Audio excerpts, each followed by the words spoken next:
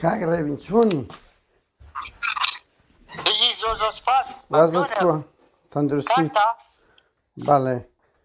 ئەخباری جەنابە چۆنە باشیش کورد؟ سپاس دەکەم. کاگڕێبی من ناوم قادرە تەهانیمە. بەڵێ کا قادرگیان ئەمریکا کا قادر وەڵای کاتت هەیە پرسیارمان هەبوو لێ وەڵام من لە بەرنامەیەکی قادر بەڵێ ئەمریکا کا قادرگیان پرسیارێکم لەو ڕۆژانە ڤیددیۆیەکی توم دی تۆ بۆ ڕۆژنامە نووسانەی بادینانت گوت وتە تیرۆریستن کاری تیرۆریستیان کردیە لە یەکێک لە بەرنامەکان وتە دەوانە ئەو دەنگەت تەزیل دەکەم ها بۆ زانیاریت بەڕێزیت کا قادرگیان یعنی بۆ چی ئەزان چکم ڕۆژنامە نووسشم ئەخلاقیە ناتوانم ینی قەت ئەوە لە بدا دەمێت پێ بڵێم ینی من لە خۆم لە سوید دەژیم سپاس دەکەم حەزم کرد بزانم یعنی تێبگەم چکۆ من لە نزیکەوە لە ناو ئەو مامۆستایەکی زانکۆ چۆن دەکرێت بە کۆمەڵێک ڕۆژنامە نووس ئەو پەڕی تاپڕێکیان لێگیرایە پێیان دەگوترێت تیرۆریست هەموو نەزەماتی دنیا هەموو پەرلەمانی دنیا دیاکۆچی لێیان کرد مەسەلەن کەچی مامۆستایەکی زانکۆ پێیان دەڵێت تیرۆریست یعنی ئەوە لە چ سەرچاوەیەکە هەڵقوڵاوە مامۆستا قادر ئێمە ئەوە بەبێ سەرچاو ئەوە نییە یعنی جەناب تەزانی بەیانکراتی سەوتی خۆیانەکە هەمویان جۆرە هەمانگەی دیکان هەبووە بۆ تێبدانی ئەو بارودۆخەی کە هەیەەوە بەڕاستی من لە دوورەوە نە لە نزیکەوە کەسیشیان ناناسم یعنی من بەس ئەوەیە کە بە پێی زانیاریەکانی بڵاو کرایەوە لە دنیاە و لە کوردستانە کە خۆیان دانیان ناوە بەوەیە ڕۆژنامە نووس مەسەلەن بۆچی مراقەبەی هاتوچۆی جێشی پێشمەرگە بکات یان ئاسایش بۆ کوێ ڕا بۆ کوێ دێ بە شەوە ڕسمی شوێنی بیرەنەوتەکانیان گرتووە ئەمڕۆ ڕسمیان گرتووە بەیانی تەقێنراونەتەوە یعنی ئیشی ڕۆژنامەوان نییە ئەم شتانە زانیاریدان نییە خۆ زانیاریدان خۆی یەک تاوەموو بینە لە بینی جەناب تەزانی لە بینی پێدانی زانیاری بە شێوەیەکی دروست بە شێوەیەکی نادروست جەناب لە سوی دەژیت لە شوێنی وڵاتی سویدا باجێ زانیاری هەیە عەسکەری و ئاسایشی و ئەمنیە پێویست ناکات کە ڕۆژنامەوانانی سویدی بە ناوی ئازادی ڕۆژنامەوانیەوە بچن ئەو زانیاریانە تۆمات بکەن و پەخشیکەن مەسەلەکە ئالەویایە و پێشیان ئاگدار کراونەتەوە چەند جارێک و دوایەوە مەقاتعی ڤیدۆیی دەنگی ئەختلافی خۆیان هەیە کە دەڵێن ئێمە با دەست بخەینە ناو دەستێکەوە ئەو حاکمەی کە حکمی پێشووتری وەزبەکەی تریاوە زەڕبەی توای لێ بدەین ئەو مراقەبانی کە بۆ شوێن وڵاتانی تریان نردووە خۆیان دانیان پێ بداناوە ئیتر منیش وەکو هەر کەسێک بەبێ بەڵگە قسە ناکەین یعنی مەسەلەن من برای گچکەتم و ئەکید جەناب پیاوێکی کە ئەزمموی زیاترت هەیە لە ژیانە و ئێمەش ئەوەی کە لە ئێوەمانانەوە فێربووین لە خەڵکی گەورەتر لە خۆمانەوەیە کە پێویست ناکە شتێک بوو تێ بەبێ بەڵگە مەسەلەکە بردەوەیە وەگینا هیچ شتێکی شەخسی و ئەوانم نییە لەگەڵ هیچیانە کاگڕێبین بە هەندێک سەرنجی سەریعەت پێ بڵێم یەک ئەوانە ڤیددیۆیەکیان بڵاو کردەوە کاتێک هێزی پارتی دەچێت بەرەو شیلا دزێ چکۆم بخۆم ئەوانە هاوڕێی ئێمن برادەرمانن لە نزیکەوە دەیان ناسین دوو ڕۆژنامە نووس بۆی هەیە لێکۆڵینەوە لەسەر بیرە نەوت بکە و هیچ بیرە نەوت لە کوردستان لە ژیانی خۆی نەتەقێنرایتەوە بەڵام ئەوە بۆریش نەتەقاوە ئەوە لە نزیک ئەینزالەیە ئەو بۆڕێ لە ژیانی نەتەقێنە ڕۆژنامە نووس وازانمت متەفقین لە بۆی هەیە بە دوچووم کە لە سەداهاتی نەوت ئەو بۆڕێ چۆن دەفرۆشێ بۆ خۆت ئەگەر ئەوەش نەدیتبی ئەفلام زۆر هەیە یعنی ڕۆژنامە نووس و کاری سیخوڕی زۆر جیاوازیەکی گەورەیان نییە ئەوانە بڵاویان کردەوە بەس یەک قەوس ئەوانە بڵاویان کردەوە بە قوربان ئەوانە هەموو شتەکانی خۆیان ئاسایش خۆ لە هیچ جێی دەرنەینایە لە پەیجە فەیسبووکەکانی خۆیان کە لە بوو هەموو خەڵک هەبووە ئەزانی کاگڕێبین خۆش نییە یەک مامۆستای زانکۆ بێ ئەوانە کۆمەڵێک گەنجن هەوڵیان دەدەن کوردستان جوان بێت ئەداهات شەفاف بێت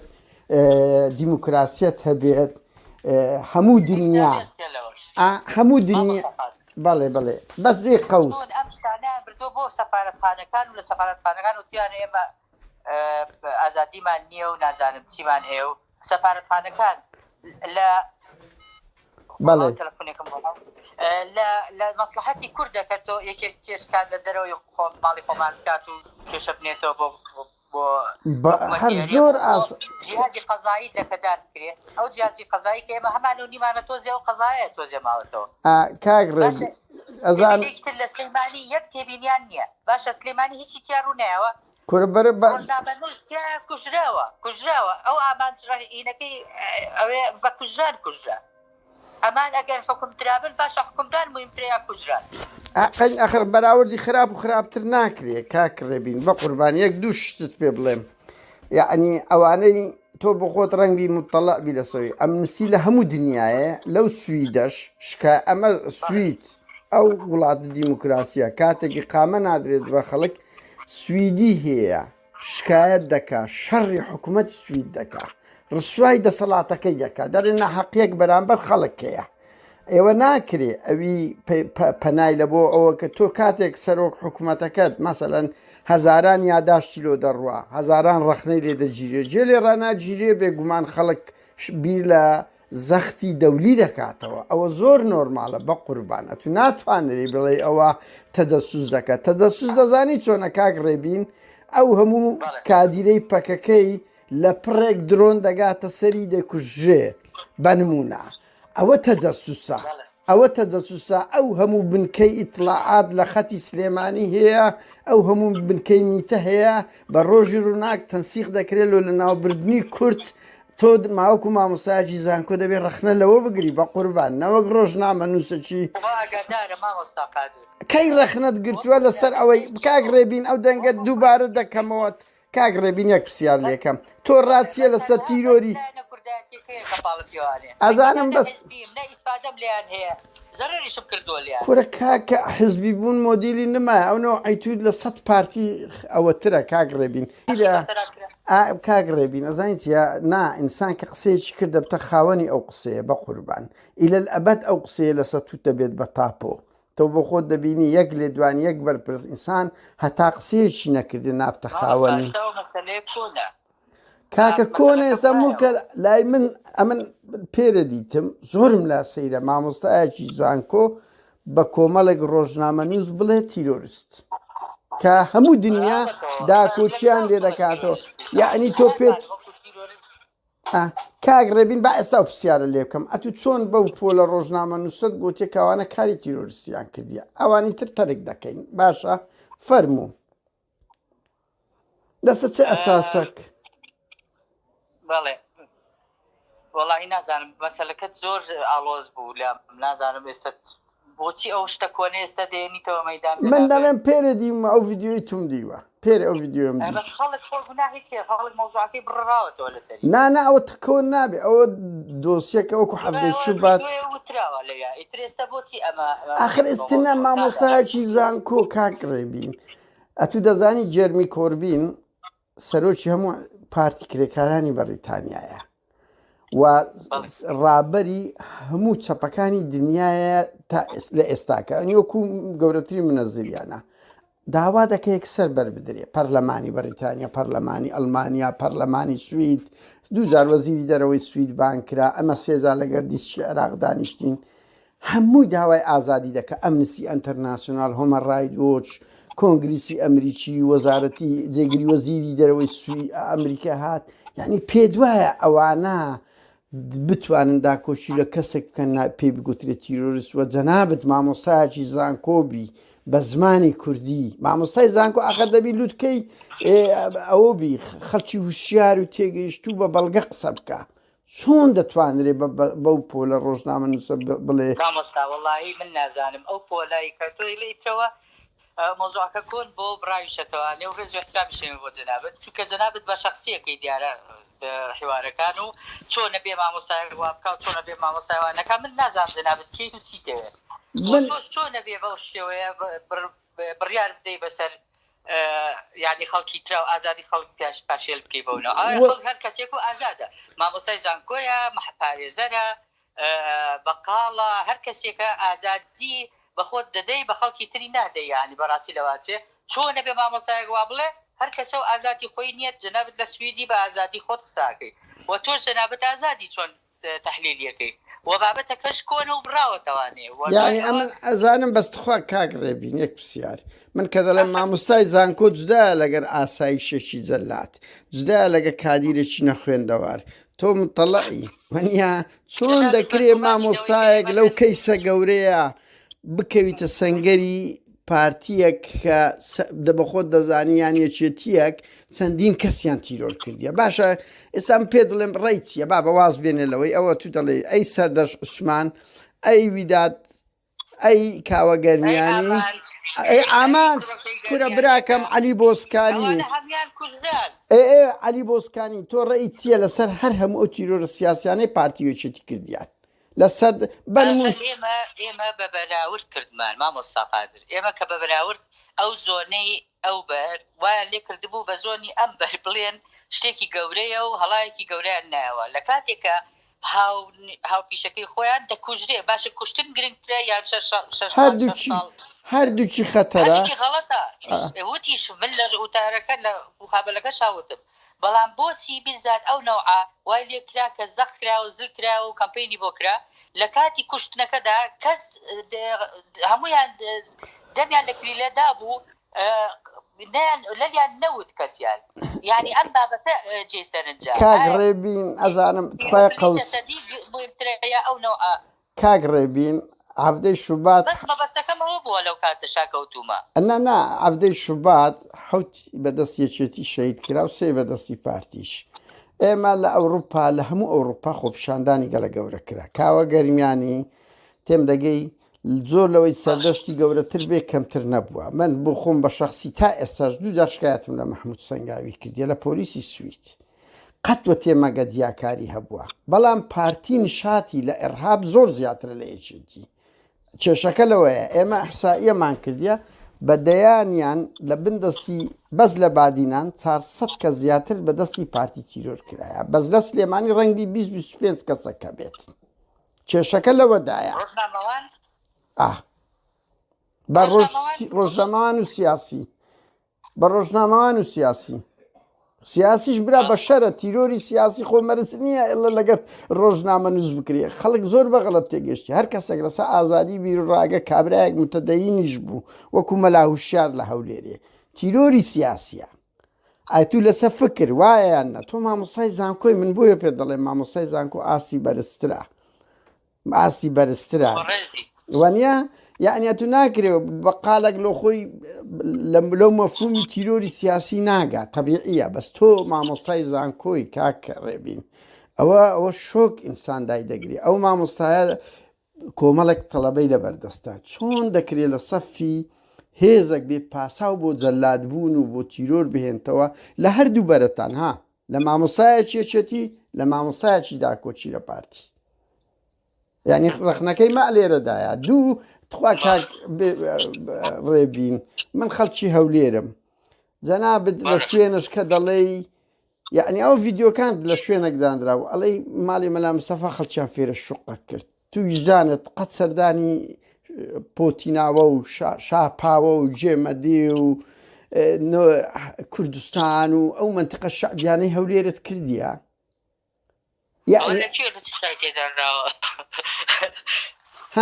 قەت دیتە ئەو شتانە لە هەولێر ینی هەولێر ئێستاکە هەولێری دەوڵەمەند و بزنسەکان و هەولێری هەژارانە چۆن دەی دیفاع لەوە دەکەی کە ماڵی بارزانی لە ئەو هەولێرە ئەسەریە هەولێر شوێنێکی گەشتیاریە کاک ڕێبێ من چیما چەند وڵاتێک وەکو ئیسپانیا و ئیتالیا و ئەوانە چاوەکەی من هەولێر دەبووە بەڵێ ئەزانی کاگڕێبین بە هیوام هەموو کورت ببینێتن هەتا بزانێ ئەو شوێش وڵاتە ئەسەریانە شوێنەواریان ئەکرێت نۆژەم بکرێتەوە جوان بکرێ نەک تەفروتینا بکرێتن هەمووی بکرێتە ئەهرام لاسایی دووبەی بکرێتەوە ئەبێ لاسایی یۆنان بکرێتەوە ئەبێ لاسایی ئیسپانیا بکرێتەوە وایە نا یعنی گەشتیاری خرا ناو ئەوەی یونسکۆ و تعمیر کرایەوە کاک ڕێبین ئەوە ئەمە ئیشمان لێ کرد براکەم ئەو نەوزات هادیجێ لێیە شکایەتمان لە یونسکۆ لێ کرد بە تەمابوو هەموو گەڕەکە شعبیەکە گەڕەکە 4-5 گەڕەکی کەلتوری تەخت بکا بیکاتە بستنس یونسکۆ ئینزاری دایە گوتی ئەوە مڵکی هەموو دنیاەیە ئەوەش چاکەی پارتی نییە بەڵام هەر چا دەوروبەری هەولێرێ پڕ لە ئەهرام کرایە کەی ئیحتیمان بە مەدەنیەتێک درایە تۆ دەڵێی پارتی خەڵکی فێرە شوقە کرد کاچی من خەڵک پێویستی بەوەیە هەولێر ئەسەریەکە حکوومەتی هەرێم چیەوە ئەمە با فێر لە خۆمان نەکەین ئەوە دەبینی لە سلێمانی پاڵی کاچی من شوقە ئاخر شوقەش کورە بە کاک ڕێبین من لە خانیەکەم لە بۆم نییە بەکەیف خۆم ڕنگ بکەم تێدەگەی خانی خۆمە دەبی حکوومەت بەلەدیەی ئەو شوێنە موافقەتم پێ بدە ئایا ڕەنگەکەی دەگونجێ یان نا ئەوانە چاوی من بڕۆ لە سلێمانی چەند گەڕەکی ئەسەری کەلتوری تەفروت و ناکرا چەند گەڕێک لە هەولێرە بڕۆ تەعزیر و خانەقا و ئەوانە خۆسفرکردنەوە نێبوونەوە وازانن نێبوونەوە بریتە لە خۆسفرکردنەوە نەنا من قەزم لە جەنابتە یعنی چۆن دەی ما کاک ڕێبین تۆ مامۆسای زانکۆی بە قوربان ئێوە دەبێ قدوە بن ئێوە دەبێت لە ڕەخنەگرتن لەو دەسەڵاتە قدوە بن نەوەک پاساوی بۆ بێنەوە وایە زۆرە بە پاساوێنەرەوەشیە خۆ هەر دنیا هەروە دابەش نەبووە بەسەر دووبەرەیە ئەقەی ناگەن زۆری هەیە با ڕەخنەگرەکان ڕەخنە بگرن بەڵام مشکلەکەوەیە چارەسەریان پێ نیە مامۆستا ئێستا من تا بەیانی ماڵی ئەگەر بسووتێ بۆسم لە بەردەمیان بڵێمە ماڵە سووتە ئەو تا قاتی دووەمی گڕی تێبەر بوو پەردەکانی لێ بۆ دەرگاکەی سووتە هەر دانیشم ئەوە بکەم و جابێ ئەوم پێ نەبێ بیکەم بە ئاگرەکەی چۆن کاچی من هەزار چییە من دانیشمان ڕەخنە بگرم کاک ڕێبین ڕەخنە بە چارەسەرەوە باس کرێت کاچی ئەمە هەزار جار ئەڵێن بنمونە لە ئینتخابات با تەزویر نەکرێ با تیرۆر نەبێ با دیموکراسیەتە بێ با یاسا لە سەروی هەمووانەوە بێ بنمونە یعنی تخوا پێ دوایە 30 ساڵە گوشە و کەس نما لە ناو کورد پێشنیاز نەداتە ئەو دوو حزبەی ماڵی تاالبانی و بارزانی کەسێک نەبوو پرۆفیسۆرێک نەبوو کورە کاچی من سەدان کوردی خاوەن پرۆفشناڵ لە ئەوروپا و لە کوردستان پرۆژەی گەورەیانە سە کارەباداوە لەسە ئاوداوە بە قوربان کەس جیان لێ ڕناگیرێ کەس جێ لێ ڕناگیرێ تۆ پێ دوایە هەزاران یاداشت تەقدیم دەکرێت بەو دوو حزبە بەو دوو سەرۆکانە کەی ڕۆژێک لە ڕۆژان جیان لە ڕێی خەڵکێک بووە کەی گیان لێ بووە کەی جوابیان دایتەوە سیاسەتی ئابووری و دەرەکی و ناوەکی ئێستا بەسەر عێراق بەش بووین ئێمە ناتوانانی تۆ سیاسەتێکە بێت دژی عێراق بێ ئەوەی عێراقەکەش باشیلە لە 25 نوێ 2007 ئیستیفتا کرام لەبەرەوەی ئێمە لە ڕازینین بەو پرۆژە و سیستەمەی کە لە عێراق بەڕێواتێ ناتوانانی تۆ حڕبی ئێمە هەموو شۆڕشەکانی دنیاڵێ ئازادی و دیموکراسی ئازادی و دیموکراسی بەدوای یەکاتێ نەک بە عکسەوە بێت یعنی ئازادیەکە ئەوە بوو کە ئێمە کاتی ئازاد بووینە چوارچێوەیەکی سنوورێکی دیاریکراومان هەبێ دوای ئەوە اینجا دەبێت دیموکراسی باس بکەین مشکلەکەی ئێمە و ئەم حیوانی جەناب لەسەر حەقی منیش لەسەر حەقم لەبەرەوەیە کە دیموکراسیت جەناب دەتەوێت پێشکەوێت لەگەڵ ئازادی ئێمەمانویست ئازادی هەبێ سنوورەکەت ئازاد ماڵی خۆت هەبێ دوای ئەوە ئازاد دیموکراسی پیادە بکە بەس دیموکراسی پیادە بکەی پێش ئازادی هەر وڵات و کیانێک بێت تەفرەت و نابێ حتى ئێستا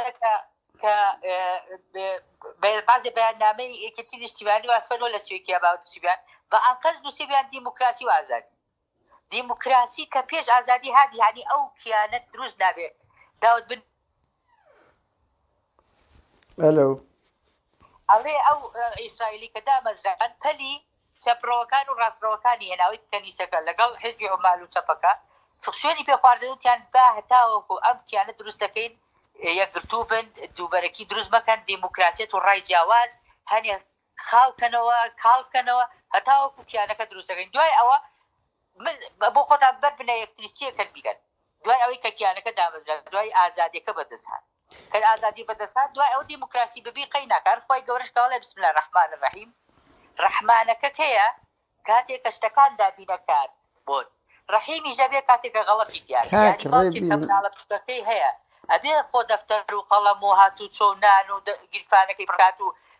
بینێرە بۆ قوتابخانەکەی ئەوە یەکەم جار ڕەحیمە دوای ئەوە ڕەحمانیش ئەبێ ڕەحمان الرەحیم ئەبێ ڕەحیم ئەبێ دوای ئەگەر دەرنەچوو بنەرمونیان و مهرەبانە بێ لەگەڵیان بەس نابێ بە عکسەوە بێ ئەمە نابێ مهرەبان یعنی بسم الله الرحیم الرحمانی نەوتوە ئەمە فەلسەفەیەکی جیانکردنیشە جۆرەکەی کاکڕێبین خوا با زۆر نەچی ئەمە تەجروبەی هەموو دنیا هەیە لە هەموو دنیا ئێستاکە وایانە یان ئێستا لەو براکەم ئەو مۆدیلە نما ئەوە کۆن فێڵمان لە خەڵک دەکرد یەکەم جار ڕزگارکردنی نیشتیمان لە هەمووی گرنگترە بەس ئەگەر ڕزگارکردنی نیشتیمان ئەوە دەبینی خەڵک لە سەر جادە هەزار تفونەعلەت لەو دەسەڵاتە دەکا و تەمەنای گەڕانەوەی بەعز دەکا ئەوە بابە غەڵەتە خۆ لە بەلاژ نییە هەر ئەو ژنەی بە ساڵ لە ژوور بووە لە ژن ئەوەی لە ژن بووە دایک خوشی هەر هەمومان کەوتویتە زیندان برامان خزممان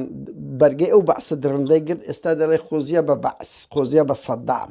لۆ ئەوە لە بەراش هەر نەقوڵایە بە قوربان ئەوە لەبەر ئەوەی دەبینی نائەدالەتەکە لە ئاسمانە چاوەکەی من ئەو مۆدیلە نما تۆ دەبینی دەیان دەوڵەت هەیە وانیا خەڵک هەمووی هجووم دەکاتە ئێرە ئەوروپا هەژنۆ وڵاتە لۆ لە بەرەوەی دیموکراسەتی لێیە مەسەلە ئازادی نییە خۆ مەسەلەی دەوڵەت گرنگ نییە 180 وڵاتە نییە لۆ هەمووی دێتە 10 وڵاتە لە ئەوروپای غەربی دێتە ئەو ئەوروپای غەربی لۆ لە بەرەوەی لێرە دیموکراسەت و ئازادی مافی کاگە خۆ لێرەش خەڵک خەباتی کردیە کێشەی ئەوە نییە خۆ تو ناکرد دەوڵەتەکی دیکتاتۆری دروستکەی دوو بنە ماڵە حاکمی دەوڵەت بن خەڵک هەموو لە بندەستیان بچێ برێ کورد و کوردستان هەتا سەر چاوی من بە پەنای کو عەرەبەکان دەوڵەتیشیان هەیە بە گەڵێکەی خۆیان دەچەوسێنەوە بە ناوی عروبەت و بە ناوی ترساندنی ئیسرائیل هەیە دەیان ساڵ خەڵچەند هەمان شت عەقڵی ماڵی بارزاری و تاڵەبانی ئەوە بۆ 31 ساڵ بە ئەو ترسەیە خەڵک دەترسێنن بە قوربان تۆ مامۆستای زانکۆی دەبی لە پێشەوەی ناڕەزایەتی بی نەک ئەوە لە تەلەڤیزیۆن بتبینین دیفاع لەو سیستەمە چەتە و تاڵانچیە بکەی یعنی ئەتوو لەکوێ بووە 8 ساڵە 7 ساڵە داهاتی ئەو وڵاتە کەس نازانێت چەندە و چۆنە ناستە پەرلەمان باشە داو پەرلەمانە لۆ چه هەیە کاکڕێبین بەهەرحاڵ کاکڕێبین من نامەوێت بەس بە هیوام جارشکەوە لە تەلەڤیزیۆنی بەو شێوە نەتبینینەوە یعنی بەڕاستی ناخۆشە مامۆسایەکی زانکۆ هەموو کەس ئازادە بەڵام تۆ کابرایەکی دنیا دەبینی ئێستا لە سەردەمی عەولەمەی بە مۆبایلەکەت و کۆمپیوتەرەکەت دەبینی پێشکەوتنی کۆمەلگا و ئەرچی توێژی وشیار لەکوێدایە ئێوە لە بڕی ئەوەی بی چۆن لە سەفی سیستەمەکی سەتە و بنەماڵەیی و نادیموکراتی نائازادی ئەو بن کاچی من ئەمە لەو ئەوروپای قسە دەکەین خەڵک ڕۆحی چووە یعنی دیارە ئەو لە بەلاش خۆ هەڵ نەقوڵایە ئەو ناڕەزایە ئەو ترسە